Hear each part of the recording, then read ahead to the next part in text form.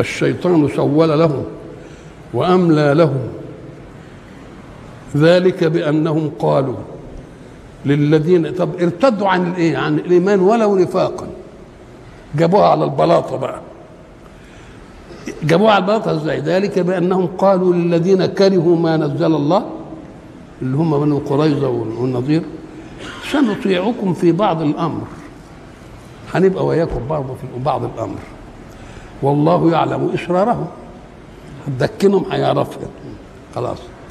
فكيف اذا توفتهم الملائكه يضربون وجوههم وادبارهم. طب انتوا عملتوا كده وقلتوا مش عارف ايه، هتقدروا تدفعوا ايه لما الملائكه بقى تجيكم كده وتضرب وجوهكم وادباركم وتعمل فيكم اللي بينعمل؟ ما احتلتوش ليه علشان تخلصوا من الحكايه دي؟ فكيف يكون حالهم اذا توفتهم الملائكه يضربون وجوههم وادبارهم؟ طب نطيعكم في بعض الامر. ايه بعض الامر اللي هيطيعوهم فيه؟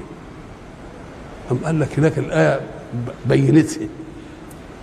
ألم تر إلى الذين نافقوا يقولون للذين كفروا من أهل الكتاب لئن أخرجتم من البلاد لنخرجن معكم، هنيجي وإياكم، وإن قتلتم لننصرنكم والله يعلم إن المنافقين إيه لكاذبون.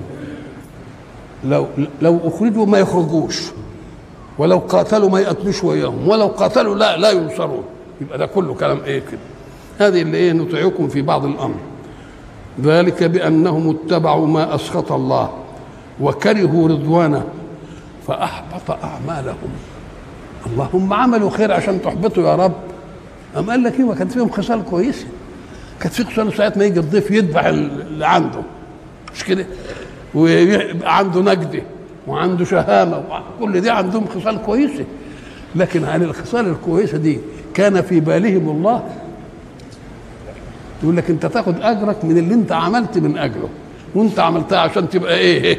يقال عنك كريم ويقال عنك شجاع ويقال عنك كذا ويقال عنك كذا. فانت ما عملتش لله، يوم يحبط عملك، يبقى عملك كله ضايع. اعمال الانسانيه خدها الانسانيه.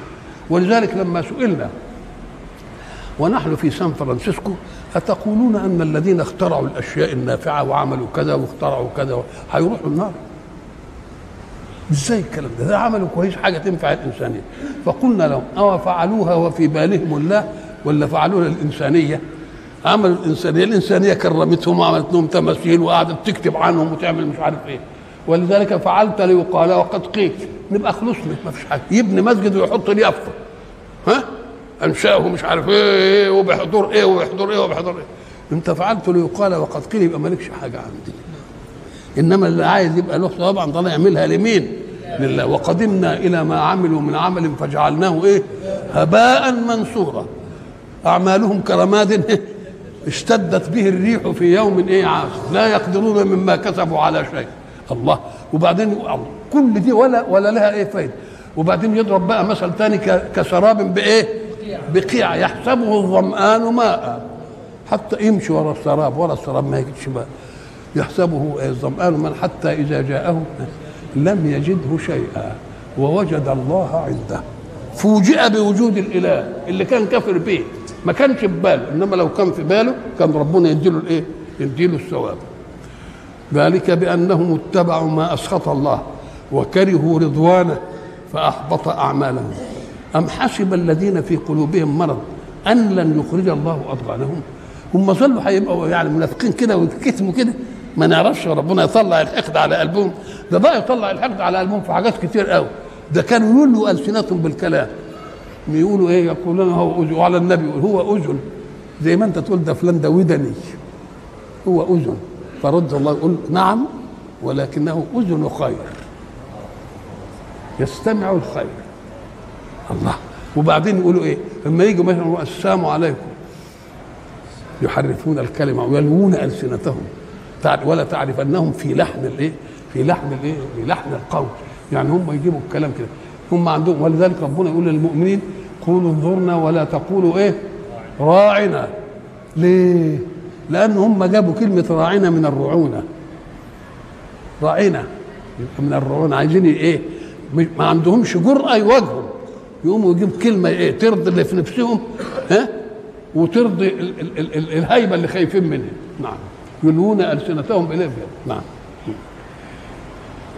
ذلك بأنهم متبعوا أم حسب الذين في قلوبهم مرض أن لن يخرج الله أضغانهم. لا، هيطلع الحية دي كده ويأببه. ولو نشاء لأريناكهم، لو كنا يعني عايزينك كده تعرفهم كده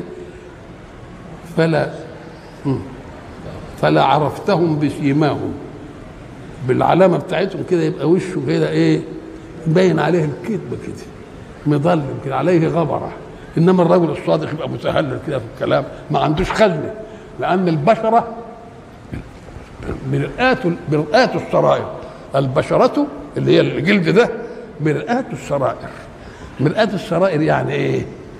يعني اللي جوه يبان عليه، بس عايز واحد ذكي كويس، يمكن يضحك كده وهو بيضحك كده وهو ما كاره، يقوم يعرف كده بايه. ولو نشاء لأريناكهم فلا عرفتهم بسيماهم ولتعرفنهم في لحن القول. لما يقول السلام عليكم ولا ايه، يقول الكلام وقولوا راعنا والله يعلم أعمالكم. الله، احنا قلنا يعلم أعمالكم، فيها عمل وفيه فعل. الفعل يقابل القول، والعمل يشمل الاثنين. يبقى العمل فعل اللسان وفعل للجوارح، لكن الفعل يقابله الايه؟ القول. يبقى القول واخد جهاز لوحده اللي هو الكلمه، واخد جهاز، والباقي يبقى ايه؟ فعل. لما تقولون ايه ما لا تفعلون. يبقى اعمالكم يعني قولا او ايه او فعلا.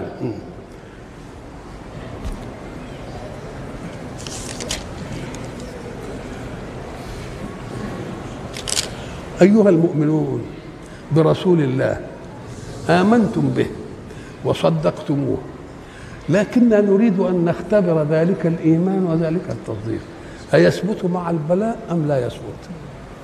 نقوم نعمل لكم بلاءات كثيرة أوي.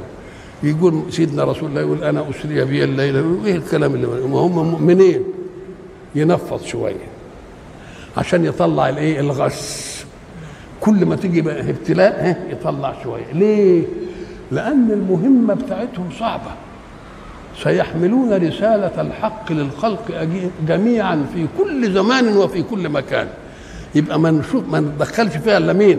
الصنديد اللي قوي، اللي يصبر على البلاء، اللي يقدر يحمل الدعوة ولا يبالي، اللي فهم ان الجزاء في الآخرة أحسن من الايه؟ من الدنيا، اللي فهم لما يموت شهيد هيبرأ من الموت. ما هو كيف يجازي الله الشهيد الذي ضحى بحياته ودخل كده فانقتل؟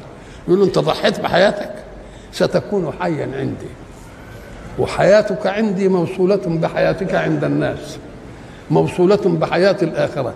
يبقى ضحيت بالموت تبقى ما تشوفش الموت. نعم.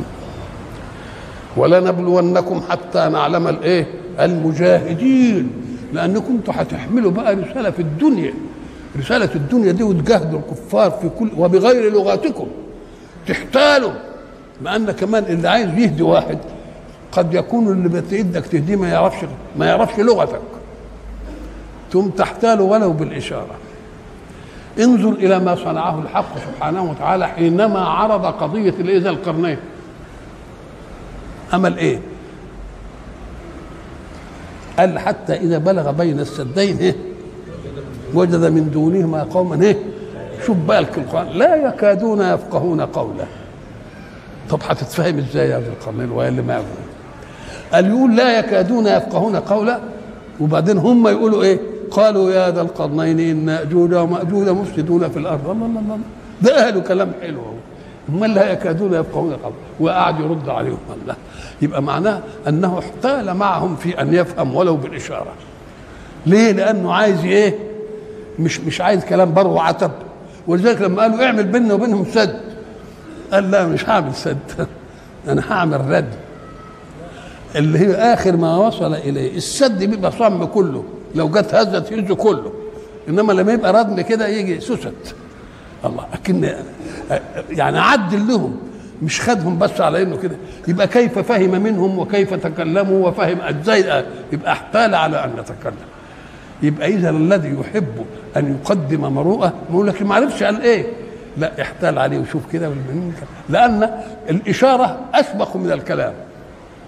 الاشاره حتى تيجي المتكلم البليغ يقوم يجي يستعين بالاشاره في بعض الاحيان اللي ما يقدرش يتكلم ايه يتكلم فيها. والاشاره هي اللغه العامه العالميه.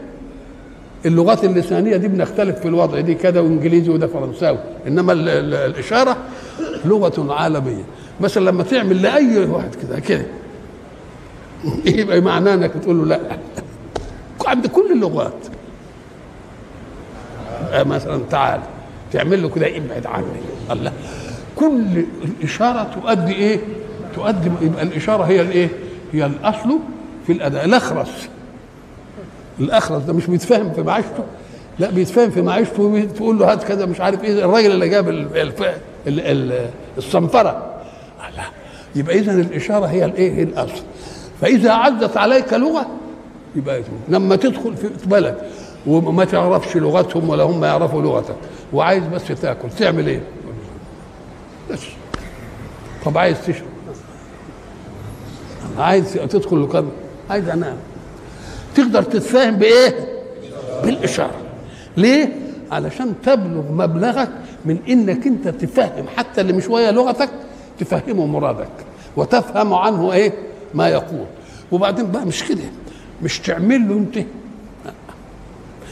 المظلوم المضطهد تمنع عنه وسائل هذا الظلم. طب هنبني بلاش سد، هنبني رد، بس انتوا اللي تبنوا. اتوني زبر الحديد، هاتوا مش عارف القطران، يوقدوا النار، عشان هم اللي يعملوا ما يقعدش هم محتاجين له. ولذلك الراجل لما قال له اما تتصدق يا اخي بأدي له سمكه، قال له اولى من ان تعطيه سمكه علمه كيف يصطاد عشان ما يعوزكش كل يوم يا اخي. نعم. ولنبلونكم حتى نعلم المجاهدين منكم والصابرين. الصابرين على ايه؟ لان في مشقات، المشقات دي يعني هينساحوا بالدعوه في بلاد ليس لهم بها علم. ولذلك تجد تمهيد الله للامه الاسلاميه انه ما جعلش لهم في بلاد الجزيره توطن، يعني ملوش حته فله كده يرتبط بيه. ده البيت بتاعه على ظهر الجمل، في اي حته يروح عامل الخيمه ومش عارف ايه. اذا لما نقول له اطلع روح في اي بلد بقى، فارس ولا روح العراق ولا روح الله. وكمان العداوه اللي كانت بينهم وبين بعض دي والتراث وحروب القبائل دي مقصوده. ليه؟ لان في حروب كانت تظل بين القبائل 40 سنه. ولذلك النبي لما حب جيوش ما عملش مدرسه حربيه، كلهم